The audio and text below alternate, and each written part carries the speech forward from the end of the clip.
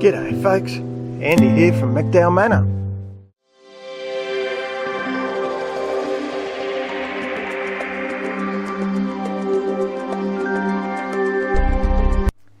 Well, here's a little something that I don't think too many folks overseas would have the same problem as me. That's my van. That stuck on there, my friends, is bat shit. We call them flying foxes. They're a fruit bat. Now you might think, well, who cares, a bit of bat poo, you'd think it's the same as bird poo.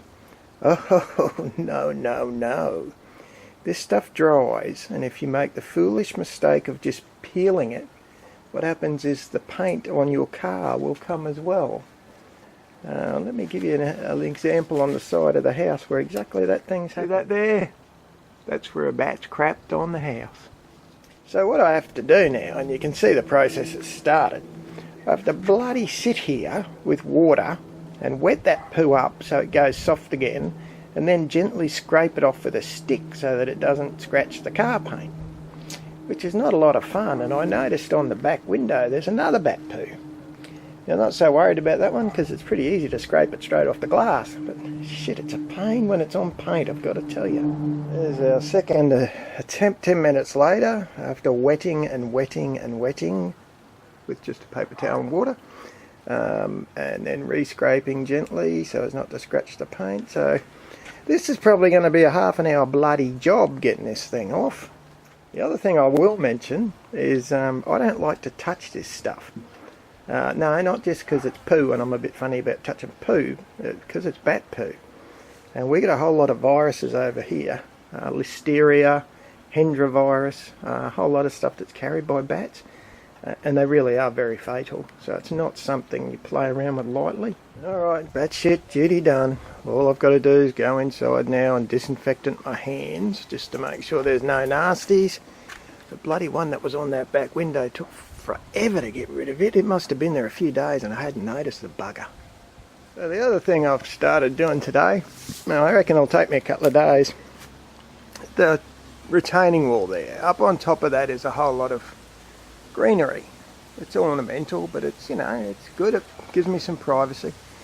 But during winter, of course, it all comes and grows out towards the sun, which is directly behind me, and just goes too far. So get underneath here and look up. There, you see the problem? None of that should be beyond me. And there's a fair whack of it up there, isn't there? Look at that. And you can't even tell where I've cut that big swathe of stuff out at the moment, but that's okay. So we're going to do this one as a matter of priority because he's the worst. Shading me poor old lemon tree in the corner there. And the lemonade even beside him.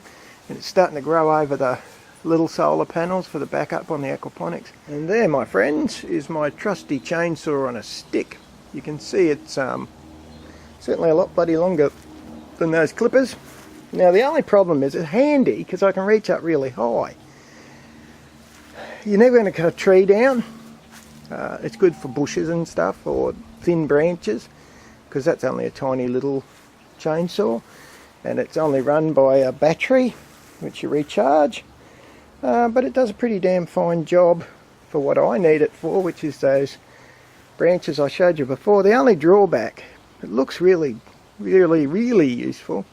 The trouble is you've got a heavy thing on the end of a big long semi-flexible stick. That's not the most easy thing to manoeuvre. I'm getting old now, so it becomes quite a chore because the front of it's bloody heavy. Well, 20 minutes later, the pile of sticks has got bigger. Let's have a look. You can certainly see I've achieved my aim. So that thing's pretty much away from those solar panels now. This little lemon would be getting sun if it was a sunny day. It's overcast, which was part of the reason I wanted to do this. It's not too bloody hot. For those who are wondering what that little house is, that's the workings of my backup solar system for the aquaponics in case I lose mains. Alright, well, hopefully that was vaguely interesting. I didn't kill myself. I've still got it on my fingers. So I reckon I'm ahead. Woo! Oh, in case you're wondering, what happens with that green material there is the leaves and really fine little tiny twigs go in my compost. The bigger chunks of stick get dried out, thrown under the pizza oven and used for kindling. How good is that? Nothing goes to waste. So I had to wash me sandal because I had a look and it's covered in dog shit underneath. I'm starting to worry my life's revolving around poo. I go out in the yard, I step in dog shit. I go to bed, the bats fly over and poo all over my car. If I let the dogs outside, they eat the chicken poo. Bloody hell, what is it with me and poo? My God, I've just had another thought. I have to collect chicken poo, which I use in my compost. That's okay, I guess. But I also have to collect fish poo. So what I do is I collect the fish poo out of the front of the filter, has a little foam spongy thing to catch all the debris. So I collect the fish poo even and throw that in the compost tea. I forgot the quails. I also have to collect quail poo once a week. And worm poo, that goes in my compost. I'm swimming in poo. Maybe I should call myself McDowall Manor. Tiny city shitter.